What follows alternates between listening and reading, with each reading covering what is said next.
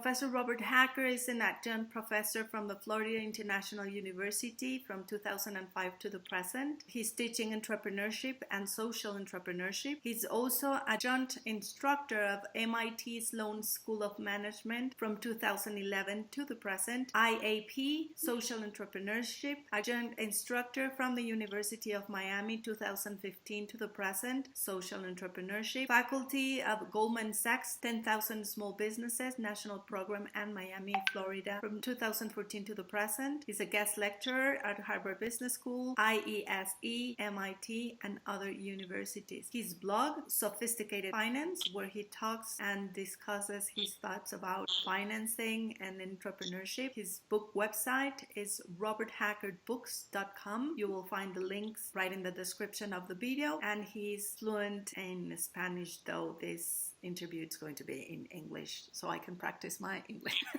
How are you, Bob? Good morning, Mariana. Nice to be talking to you again. I forgot to mention that you have several publications. You are working on your third book. You have published already two. One of them called $1 Billion Company, An Entrepreneur's Guide to Business Models for High Growth Companies. And the second one, Scaling Social Entrepreneurship, Lessons Learned from the One Laptop Per Child in 2015. What is your third book about? My third book is about the concept of market opportunities. Everyone talks about starting a company and passion and the various processes to do that, but nobody ever talks about how to find the opportunity. And so what I've done is I've written a book that talks about 10 types of opportunities that we've basically had for 40,000 years and which constantly repeat. So for example, whenever money changes, that's a big opportunity for the entrepreneur. So we have coins, then we have bills, then we have bank accounts, then we have credit cards, derivatives, and now we're all the way up to the Bitcoin. Every one of those changes was a huge opportunity for the entrepreneur. And there are 10 major themes that I identify in the book, all of which we've experienced for 40,000 years. Is this related somehow to your TED Talk as well? Or somehow? Well, throughout the book, there's a lot of attention paid to the notion of information. So, for example, asymmetries of information always create opportunities. In fact, Israel Kirzner said that positive asymmetries, those insights that the entrepreneur has, those are the foundations of entrepreneurship. In my TED Talk, I tell the story, which I know you also experienced, of people living in very, very remote regions.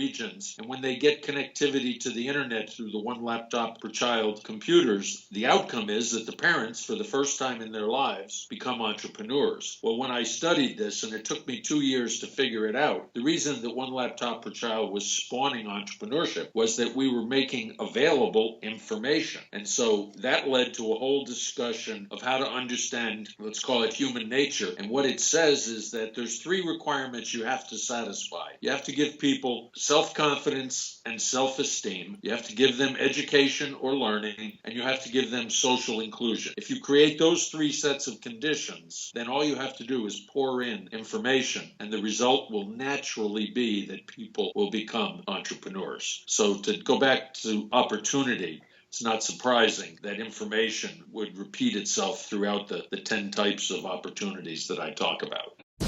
Are you listening? Damn.